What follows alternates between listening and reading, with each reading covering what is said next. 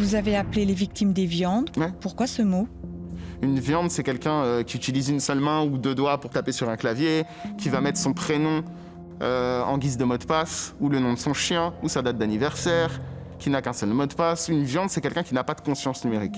Une viande, c'est quelqu'un qui, par définition, est destiné à se faire manger par des cybercriminels.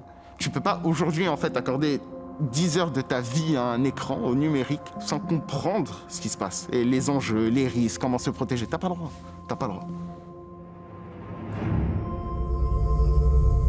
Was beim Cyberphänomen ist, den Leid, den sie verursachen, sehen sie nicht. They have every information, every dirty detail, and you have no control over who has this information now, what will they do with this information. It's like dynamite. If the computer that controls the oxygen is not working, the hospital will pay the ransom. Why? Because people are about to die. Son prénom en guise de mot de passe, quelqu'un qui n'a pas de conscience numérique, destiné à se faire manger par des cybercriminels. T'as pas le droit. Pas de conscience numérique, manger.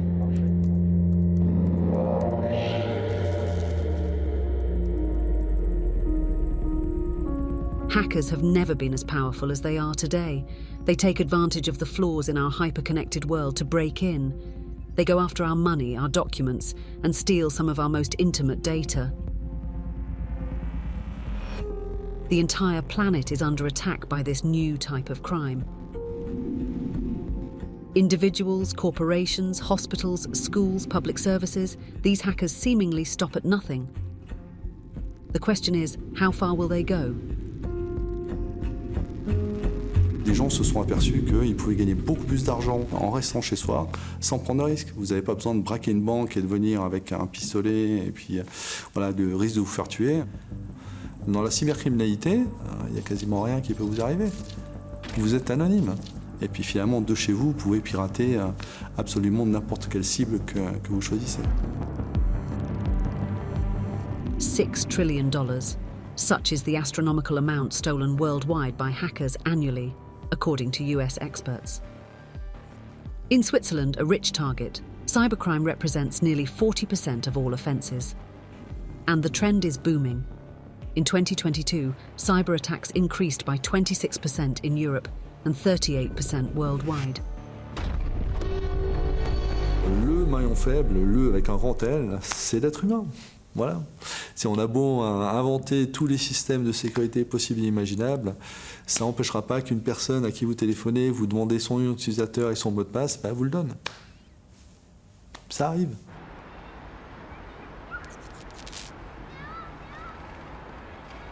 Falling into the trap set by cybercriminals is what happened to this retired couple from Nyon, Switzerland. Christian was a cook, while Dominique worked in childcare. They've decided to share their story to prevent others from getting conned. Au mois de mai 2022, j'ai malheureusement perdu ma maman, qui est décédée subitement. Nous avions des habitudes en commun, puisqu'elle habitait juste à côté de chez moi. Et ne voyant pas le store ouvert, je me suis un peu inquiété, puis j'ai été voir chez elle directement, puis c'est là que je l'ai trouvée décédée et allongée par terre. Donc il a fallu faire les démarches, appeler le médecin, le service des pompes funèbres, venir lever le corps, etc. Donc un chamboulement qui était assez important.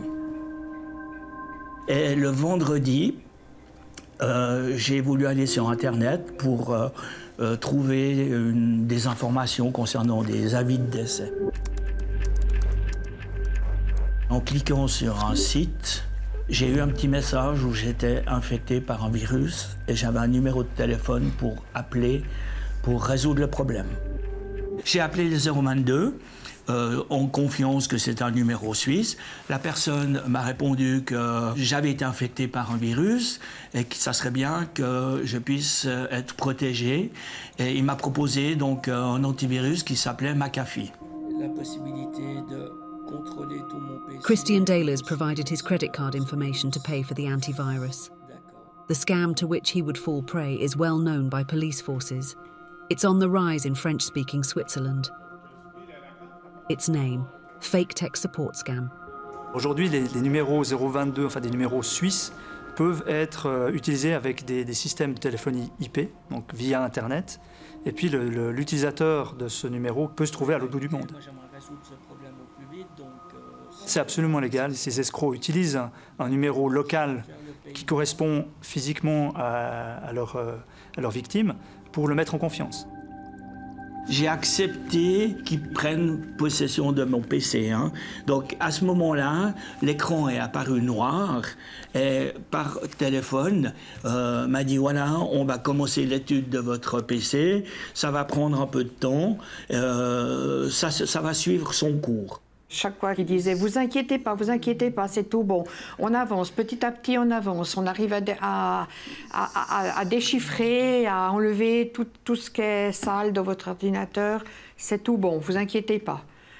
Donc on sentait très bien, c'était un homme qui apaisait, mais après sur la durée, il apaisait plus. His computer screen may have been black, but his cell phone screen started being quite active. Christian Deluz received 9 text messages at regular intervals.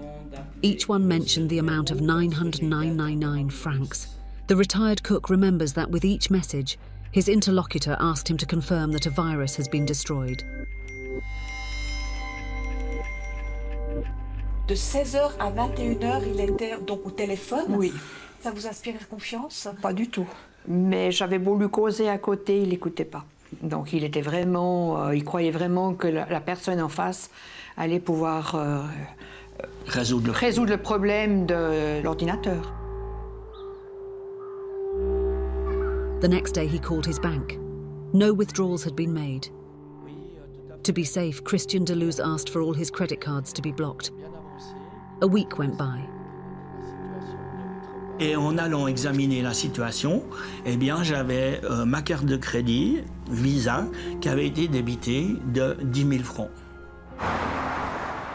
These 10,000 francs were deposited to an account in the UK. The Deluz bank claimed everything was handled properly. Thanks for nothing. Feeling both guilty and appalled, Christian filed a complaint. Alors vous avez des informations?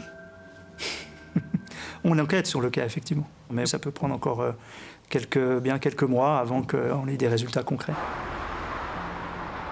While 60 to 80% of the victims of traditional crimes press charges, only 10 to 15% of the people scammed by cybercriminals ever contact the police.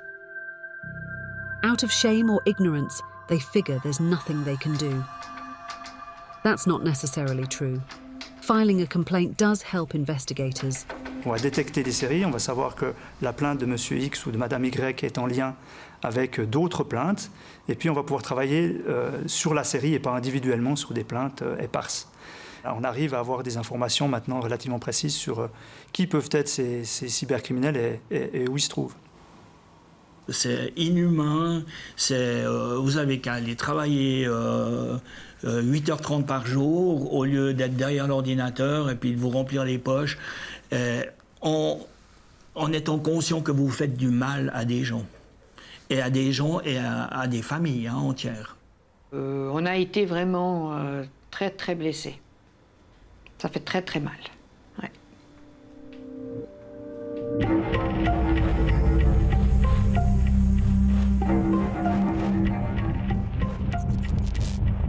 Je me définis encore comme hacker. Vous avez fait beaucoup de victimes? Non, je fais aucune victime. Moi, il n'y a pas de... Ouh là là, moi, je ne cause aucun mal. Dans un premier temps, c'est important de le dire. J'ai pas fait de victime.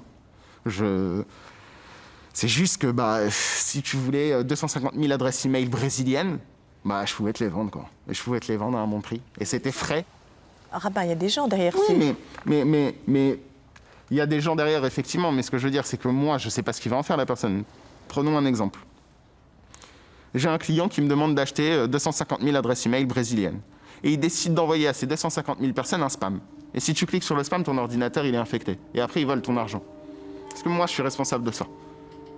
Je suis responsable de ça parce que j'ai donné la donnée à ce mec-là.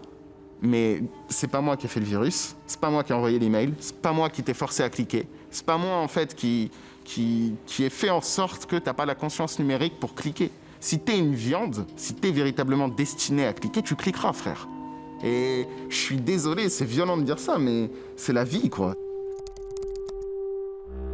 This 28-year-old Parisian is a fervent admirer of Robin Hood and Jewish by faith, hence his nickname of Rabbi Hood. He also speaks in the third person. The synagogue is none other than him. He always wears a mask. His distinguishing feature is his rebellious, cynical spirit. J'ai toujours aimé travailler. Je pense que le travail, c'est une valeur qui est très importante. Je pense que sans travail, on va nulle part et qu'il n'y a rien de pire que la fainéantise. Mais le travail intelligent, c'est aussi ce qu'il y a de plus beau. C'est-à-dire que mon père, il s'est cassé le cul pour gagner des 15 € de l'heure toute sa vie, pour être dans un bloc, pour avoir une retraite qui est misérable. Tu crois que moi, je vais suivre le même chemin que lui? Jamais de la vie. Je vais tout faire justement pour gagner 100 fois plus, avec beaucoup moins d'efforts et de souffrance, en fait.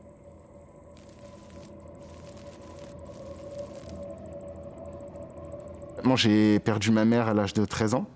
Et j'ai pris une gifle de lucidité où, en gros, c'est très compliqué, en fait, de grandir normalement quand il t'arrive quelque chose comme ça. Donc, j'ai eu tendance... Enfin, j'ai pas eu de tendance, en fait. J'ai passé ma vie derrière un écran. Et j'ai trouvé sur l'ordinateur un véritable appel, en fait. Alors, ça a commencé avec des petites arnaques à gauche, à droite. Mais j'ai très vite réalisé qu'en fait, c'était le crime de demain et que tu pouvais gagner beaucoup d'argent sans avoir énormément de compétences. J'ai rencontré des personnes exceptionnelles au cours de cette carrière. Des gens que tu rencontreras jamais de ta vie. Tu n'entendras même jamais leur voix de ta vie. Mais tu es avec eux 10 heures par jour, en fait. Et tu parles de tout, de rien. Tu gagnes de l'argent avec ces personnes, tu te disputes avec ces personnes, tu vis, en fait. Ma jeunesse à moi, personnellement, c'était ça, quoi. Il n'y avait pas de soirée, de foot, de trucs, de machin. J'ai passé ma jeunesse sur un ordinateur à me dire, OK, comment je sors de la merde? Comment je gagne de l'argent? He quickly found the answer. By diving into the darknet, where all trafficking converges, drugs, weapons, pirated software, child pornography, along with stolen ID data and documents. You can buy and sell everything in complete anonymity, without any tracing possible. Rolling up our sleeves to explore this virtual jungle is exactly what we did. We purchased a computer for sole use on the darknet. A cybersecurity expert guided us and helped protect us, and we made the jump. To mix with these dark forces, one has to visit chat rooms or sales forums. Moi, je vendais uniquement. J'ai vendu tout un tas de choses, hein. Même des choses que je vais garder dans ma tête. Parce qu'on sait jamais, la DGSI regarde toujours et qu'on ne voudrait pas qu'une bricole arrive à la synagogue. Snags did happen to the synagogue indeed. After a hacking went astray, the police picked him up at his house. He avoided a jail sentence, but only narrowly. He decided to pull the plug. No more darknet for him. La dernière fois que je me connecte dessus, on est en 2017, après mon arrestation, quand je décide d'arrêter tout ce qui est crime. J'ai un truc genre 2500 contacts dessus, quoi. Moi, je perds des amitiés avec des mecs que j'ai côtoyés pendant longtemps. C'est dur, c'est très dur, mais c'est un choix que j'ai dû faire.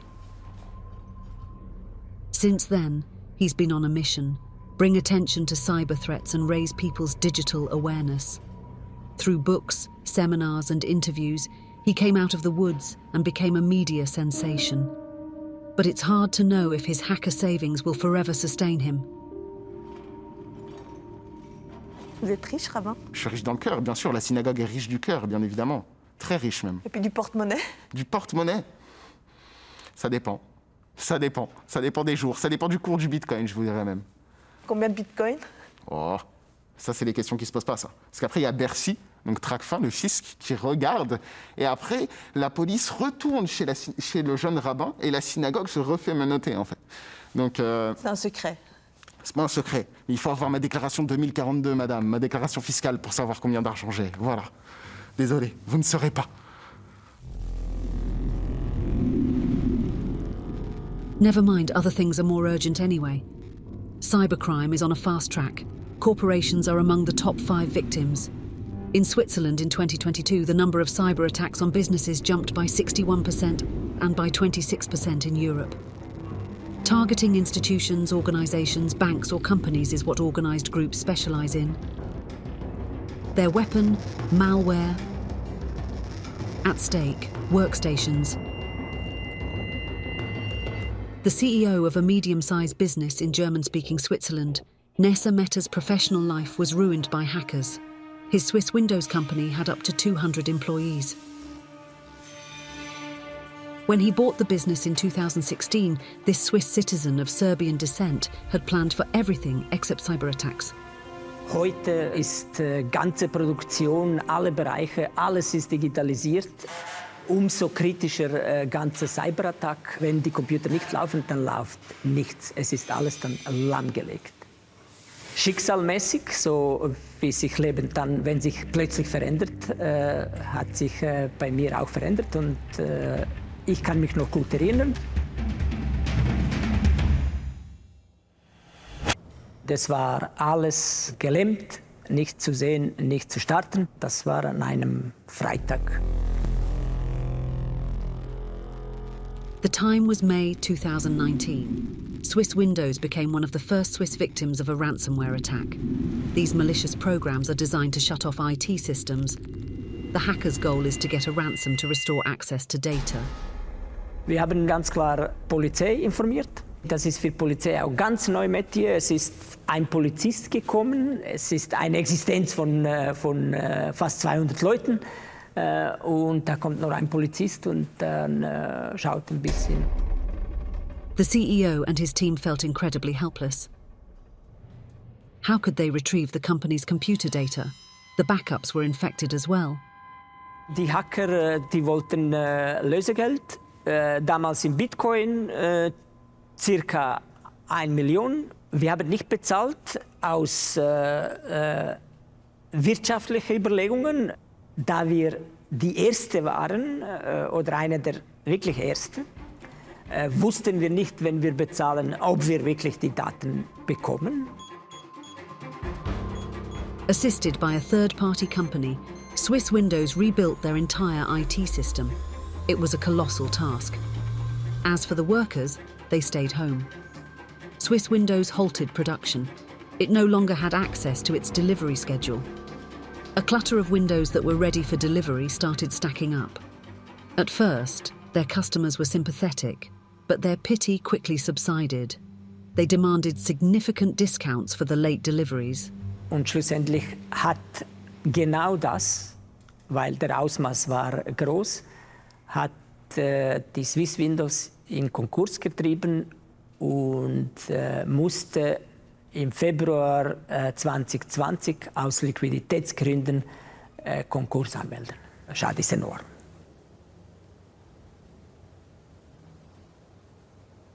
Was beim Cyberphänomen ist, den Leid, den sie verursachen, sehen sie nicht. Und das ist ganz was anderes. Bei anderen Kriminellen, wenn jemand eine Lade einbricht und alles, dann sieht er Schrecken von Menschen, das Ganze, was er verursacht hat. Aber er sitzt ruhig in einem Zimmer irgendwo auf der Welt und Leid von 200 Menschen, von vielen Kunden, von vielen Lieferanten, sieht er nicht. This disaster was created by a simple click. One of the company employees received an email and took the bait. This trick is called phishing. The person opens an infected attachment or clicks on a link. This triggers the installation of a virus on their computer. 80% des attaques observées, 80% c'est du phishing. S'il y a encore des gens qui se font attraper. Oui, vous seriez surpris. En fait, on fait des campagnes de sensibilisation, justement, dans des entreprises. Puis on obtient des ratios de gens qui cliquent sur les liens de l'ordre de 30%. Donc, quand vous avez une entreprise qui fait plusieurs centaines de personnes, c'est assez facile pour un pirate d'avoir une collaboration involontaire interne. Ce qui est d'autant plus surprenant, c'est que non seulement il y a beaucoup de gens qui cliquent, mais dans un délai qui est absolument phénoménal. En l'espace de 30 secondes, vous avez des clics. Et plus on monte dans la hiérarchie, alors plus les gens devraient être conscients qu'on ne clique pas, non? Alors, ils devraient, mais bon, voilà, je ne peux pas parler de ce sujet-là. Non, vraiment, là, on est humain, je veux dire, voilà, quel que soit notre niveau, on peut tomber dans les mêmes biais. Je connais même des responsables de sécurité qui se sont fait avoir, donc non, il n'y a aucune garantie dans ce niveau-là. IT security is something Dominique Vidal knows well. He's a 4-time runner-up at the Capture the Flag competition in Las Vegas, the Olympic Games of computer hacking. This engineer by trade manages a 30-people cybersecurity team based in French-speaking Switzerland. His clients are banks, insurance companies, and small to mid-sized businesses. Today, the directors of a new medical centre in Bern want to test its cybersecurity. Their main concern is their patients' well-being. Could someone steal their medical data, the same way that thousands of Swiss patients were exposed last year? Out of precaution, they hired Seculabs to conduct a penetration test. Le test d'intrusion, c'est un outil qui peut être utilisé dans plusieurs cas de figure. Ça peut être un outil qui est utilisé par une entreprise pour dire « Ok, on a fait tout ce qu'il fallait de bien au niveau de la sécurité et on pense qu'on va résister à une attaque si jamais il y a quelqu'un qui nous prend pour cible ». Donc le test d'intrusion va permettre de répondre à cette question, c'est « Est-ce que je suis vraiment résistant ?» In Switzerland, the rise of cybercrime is forcing corporations, banks and institutions to carry out penetration tests. They're also called pen tests. The attack can take place online, but also on site. Indeed, some hackers make house calls. You're about to see something you've never seen. Near Bern, 4 members of Dominique Vidal's team are about to put on their hacker hats.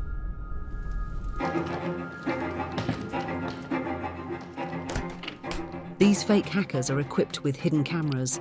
Unlike upper management, none of the employees are in the know. Dominique Vidal will follow the covert operation remotely.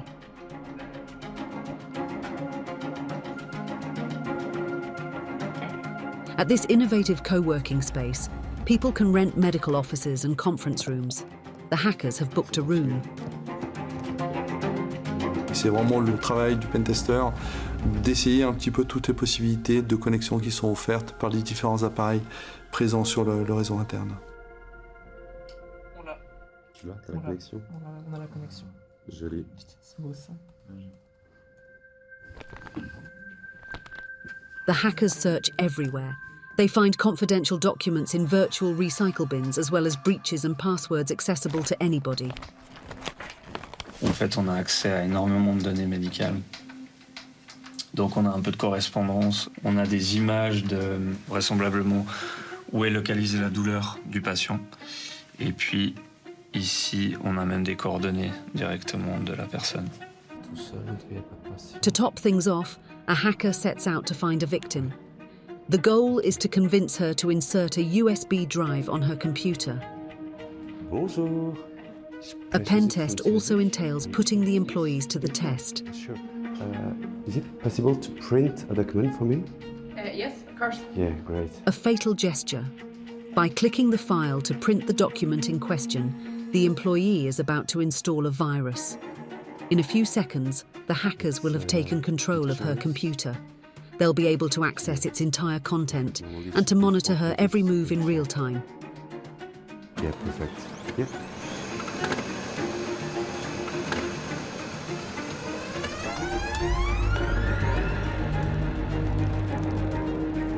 Ever more determined, the hackers have taken things a step further by going after local governments. They pounce on our personal data and post them on the darknet if the ransom isn't paid.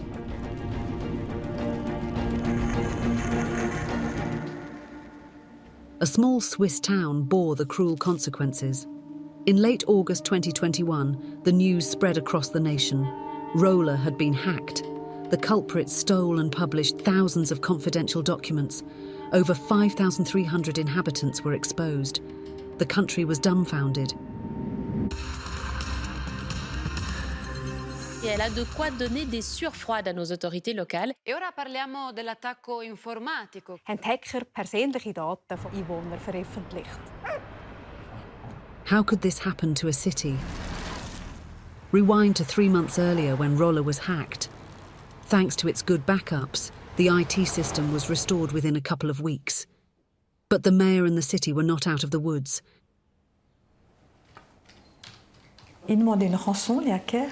Oui, Enfin, ils avaient laissé une adresse mail où on pouvait les contacter. Bien sûr, on ne l'a pas fait, puisque la Confédération, c'est même sur le site de la Confédération, ils disent si vous vous faites cyberattaquer, surtout ne payez pas de rançon. As the ransom demand failed, retaliation was quick to follow. The hackers published the stolen documents. For the next 2 months, the city knew about it but kept quiet. Then in August, a scoop. A media outlet discovered these gigabytes of data on the darknet. A media tsunami ensued.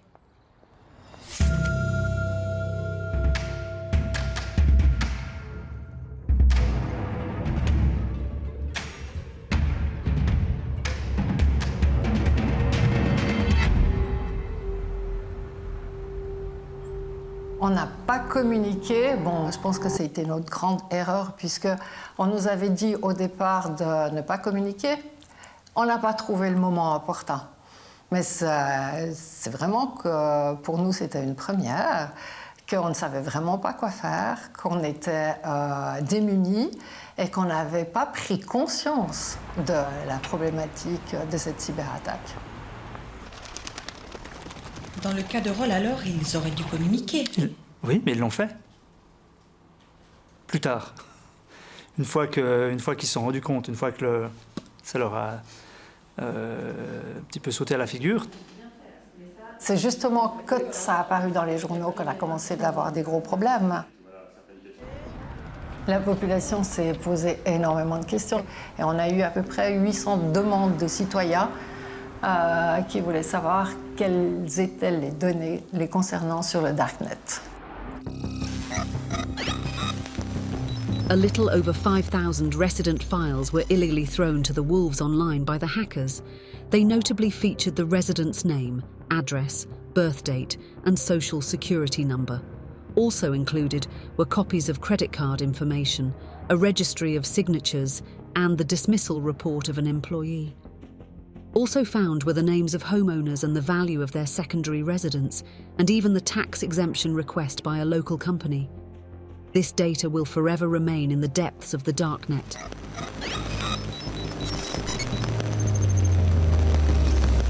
S'il y a des données à haute valeur, elles vont pouvoir être réutilisées.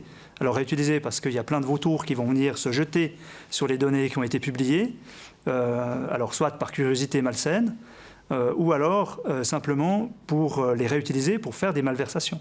Si vous avez des copies de documents d'identité, avec ces documents d'identité, des criminels vont pouvoir ouvrir des comptes, que ce soit des comptes financiers ou des comptes email ou des choses comme ça qui nécessitent la validation par un document d'identité. The major groups like Babuk, Lockbit or Black Cat publish stolen data on their site like their own tally. But where are all these criminals located? On arrive plus ou moins à déterminer des régions du monde en fonction des différents phénomènes. Donc on sait que certains types d'arnaques simples sont faits plutôt par des ressortissants d'Afrique subsaharienne. Ce qui est des ransomware, on est plutôt dans la région qui est l'est de l'Europe, voire l'Asie.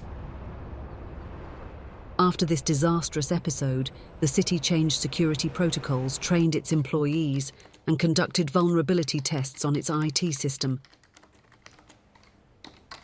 Donc Rolle, ça pourrait se reproduire? Alors Rolle elle-même, je ne sais pas si elle va être de nouveau attaquée, mais qu'une commune, qu'elle soit vaudoise ou d'un autre canton, subisse une cyberattaque, c'est certain. Vous êtes pessimiste? Non, réaliste. The facts rule in his favour. From 2021 to 2022, ransomware attacks increased by 35% worldwide, the equivalent of a hacking job every 3 hours. This modus operandi is the hallmark of organised groups. They're structured like corporations, each member having a specific skill. Developing viruses, identifying new targets through the flaws of their IT systems, penetrating their systems and stealing their data. A salesperson then negotiates the ransom payment. Ironically, quality assurance teams guarantee viruses with werebugs. Established all around the world, these crooks make up a global crime organisation. One of these major groups is Vice Society. They were behind the Rolle attack. They call their victims partners and showcase them on their website in an off-kilter, humorous way. They answer questions by journalists, but only via email.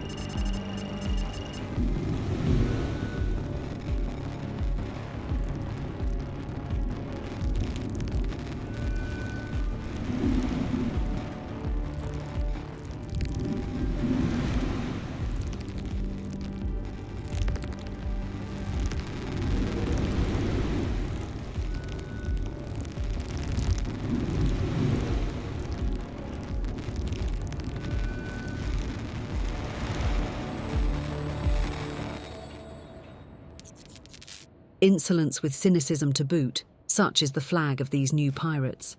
This godless and lawless counterculture follows its own logic and leads us to the depths of a cyber Wild West.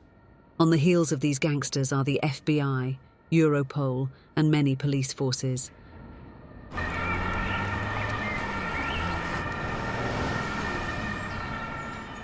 Another man has been hunting them down, and to him, it's personal. We travelled to Berlin to meet him. He and two partners founded a cybersecurity company.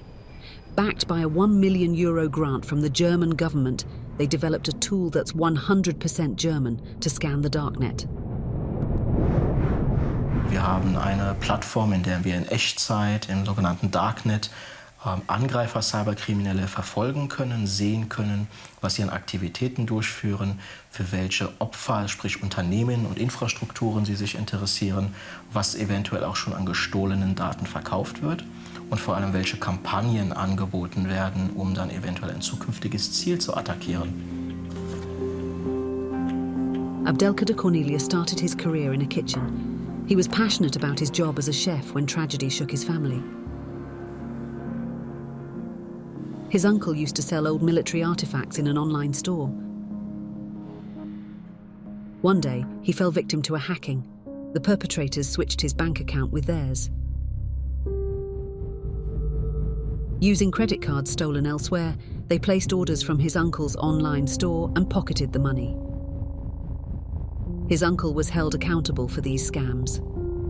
Und das war für mich die persönliche Motivation zu verstehen, wie schafft es jemand mit einem Gerät, einem Laptop oder einem Smartphone heutzutage, immer das Leben und Existenz zu zerstören.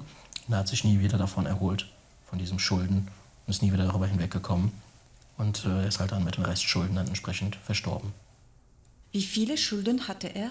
Insgesamt? Ja. Insgesamt 476.000 €. Also er hat sich halt dann aufgrund der Scham dann das Leben genommen. Also ich habe das nicht verstanden, wie so etwas passieren kann. Und habe dann für mich persönlich entschlossen, okay, jetzt gehst du in die IT und jetzt kümmerst du dich oder schaust du, dass es so etwas niemand oder das Beste Mögliche zu machen, dass niemand etwas Ähnlichem getroffen wird in der Zukunft. The young chef started spending all his free time on the internet and darknet. He became self-taught before offering his services as a freelancer. He worked up to 70 hours a week, at his stove and in front of his screen.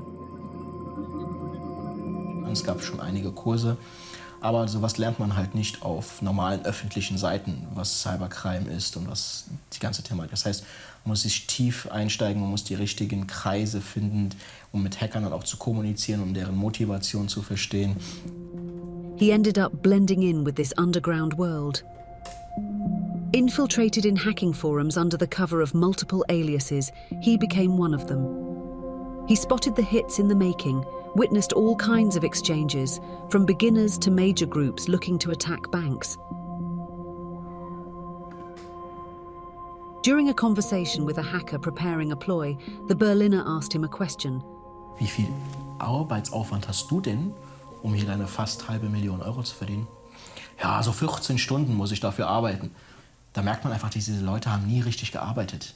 Die haben von Anfang an halt angefangen, die haben gesehen, wie schnell und einfach man in der Cyberkriminalität Geld verdienen kann, haben gar kein Gefühl dafür, was es bedeutet, für sein Geld hart zu arbeiten.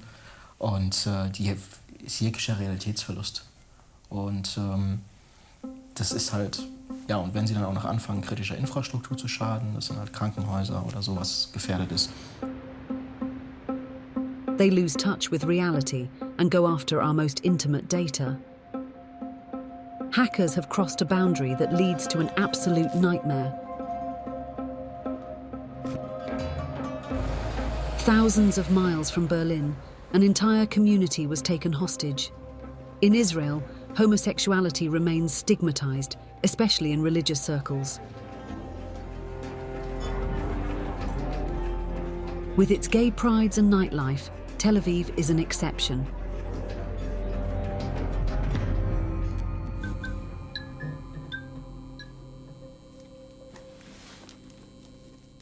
It's in this open-minded city that Matan, a historian, founded the Israeli Pride Archive and Center for LGBTQ culture.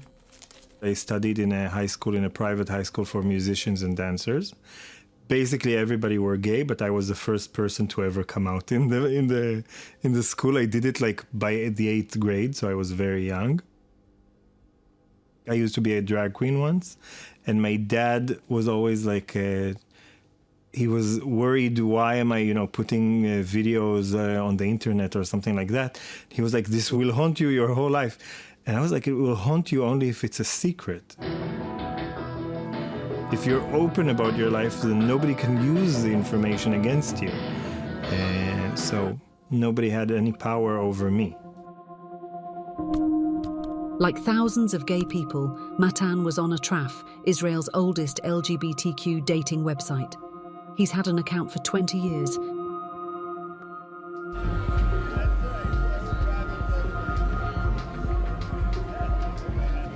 In late 2021, Iranian fishers hacked an Israeli internet provider.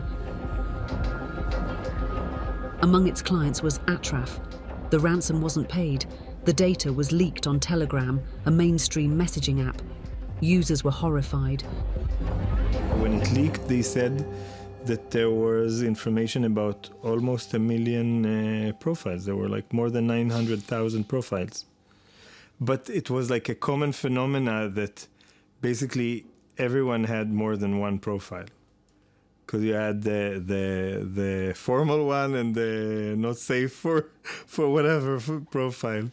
What is the difference between the two? The photos you would post. Horny gay men. Things happened.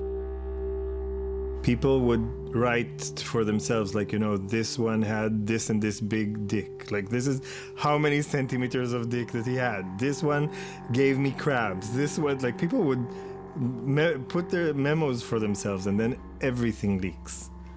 Everything. I guess now you understand why it's so dramatic. Yeah, you are laughing. I'm laughing because, as I said, like, I have no secrets. Like, there's nothing that they can, or there was nothing that I could imagine that they can do to me. And then they did. One night I was about to go to sleep. It was past midnight. I just got into bed and I got a text message. It was in Hebrew. You are LGBT, and that's why you should be exterminated. You deserve a very severe punishment, death and expulsion. We will be glad to help you convert into faith. Send a message to the WhatsApp number, blah, blah, blah, for help. You're home alone, you see this message, and suddenly you don't feel over-secure like I just told you that I am. Suddenly you go like, wait a second. Somebody has my phone number. and the knowledge that I'm gay. And now we know that there is some homophobic function that wants to harm me and knows who I am exactly, and I don't know who they are. And I can go to work tomorrow and get attacked coming outside of my building.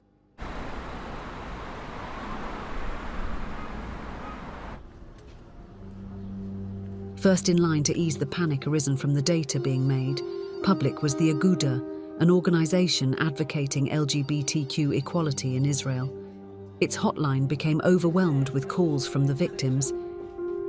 So we got a lot of panicked calls, people saying that I cannot sleep for days since I got to know about this hacking. What can I do? I don't have any information of what's going on. Some cried, some were angry. Everyone take it in a different way. People were ashamed to approach their friends and family, letting them know, listen, I'm afraid, I'm stressed because I'm on Atraf, and now maybe my information will be out there. Maybe you'll see things. In Atraf, it's not mandatory to write your sexual preference or your HIV status, but a lot of people do because it just makes connecting easier between people, and that is very private information, and no one wants to see that, especially for people who are not out yet. Even the HIV status of Atraf members was thrown to the wolves. But that's not all. They have every dirty detail that a person ever shared about their own fantasies or like what they like sexually or what they would have wanted to try sexually, and you have no control over who has this information now, what will they do with this information, and how will they use this information and when. It's like dynamite. Seeing his life blow up in smoke is what a young gay man from the ultra-Orthodox Jewish community experienced. He had a profile on Atraf. אתה לא יכול להיות הומו, חרדי, שבתורה כתוב מלא דברים נגדך. ביהדות כתוב שאסור משכב זכר. זה עבירה מאוד מאוד חמורה. סקילה זה נקרא. טוב, שמי משה, אני בן 34. נולדתי בבני ברק, עיר חרדית מאוד גדולה ששייכת לציבור החרדי. מכיתה גן, גיל 6, עד גיל 18, לומדים תורה, ואז ממשיכים לישיבה.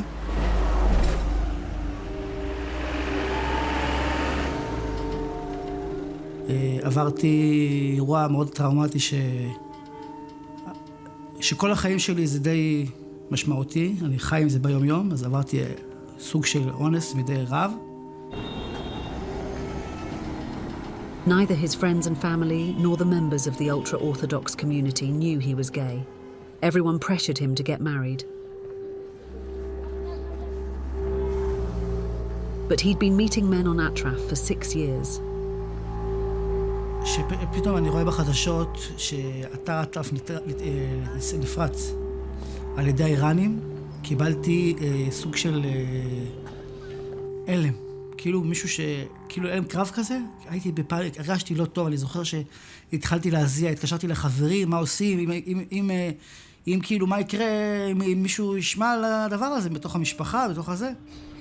Too late. One of his brothers had identified him among the numerous photos posted by the hackers. He ratted him out. ובסוף אנחנו יושבים שולחן שבת, ראו תמונות שלי בטלגרם חשופות ככה וככה. כן, פשוט היינו 20 איש, כל האחים, אנחנו בלילה משפחה גדולה. אני זוכר את הערב שישה הזה, פשוט קמתי, לקחתי תיק, פלאפון, יצאתי לכיוון הכביש, ומאז לא חזרתי לבית. מבחינת שבת, להיות שבת עם ההורים, זה מהסיפור הזה.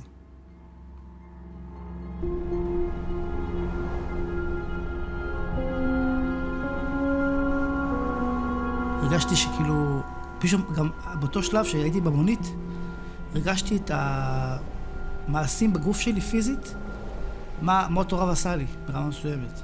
זה... אפילו היה לי התקף חרדה שלא ידעתי איך להתמודד עם זה. אם יש לי חבר מאוד טוב, שאם הוא לא היה מרגיע אותי ואומר לי, אנחנו איתך, וכאילו ממש חיבק אותי. אם לא, אני חשבתי שכאילו העולם שלי נגמר. זה אין לי... כי המשפחה שלי זה היה מקום שאני בן אדם מאוד משפחתי. ולצערי הרב זה גם קרה בתקופת קורונה, הכל ביחד, כל הקטע של הדבר הזה. זה גם השפיע מאוד, בעיקר שכל החגים, כל הדברים שאתה היית רגיל לשבת במשפחה, זה לשבת בדירה שלך, דירת חדר, תל אביב, 4 קירות עם עצמך לבד. בתקופה הזאת היה אין סוף מחשבות התאבדויות. Friends got him to see a therapist. He picked himself up, and thanks to a mediator from the ultra-Orthodox community, he was able to reconnect with his family.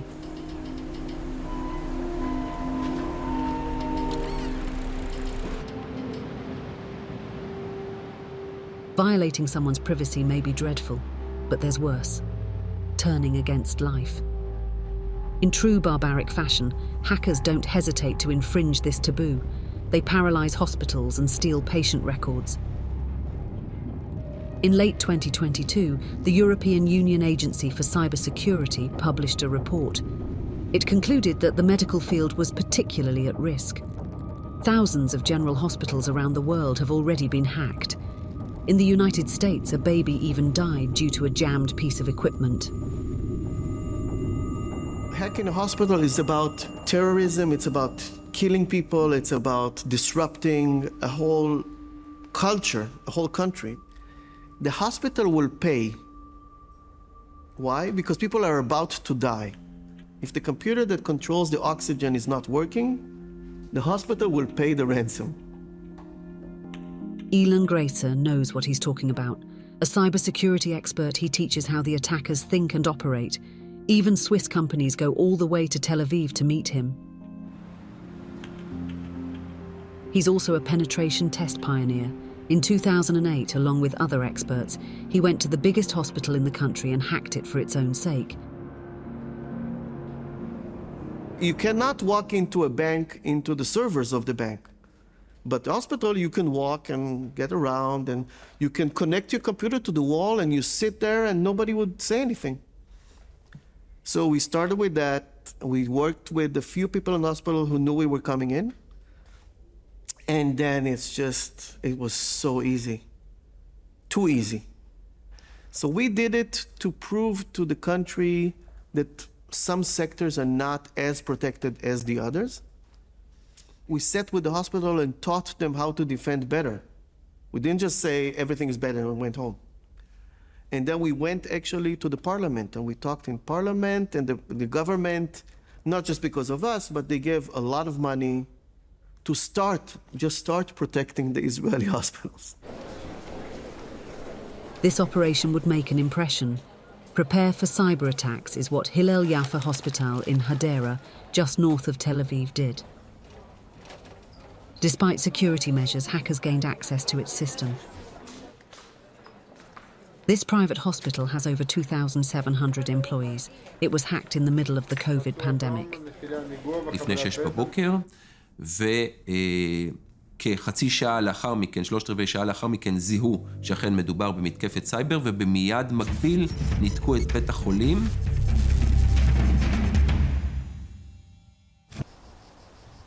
Luckily, no data was stolen. But while the electrical medical devices such as scanners or respirators worked, the computers were out of order.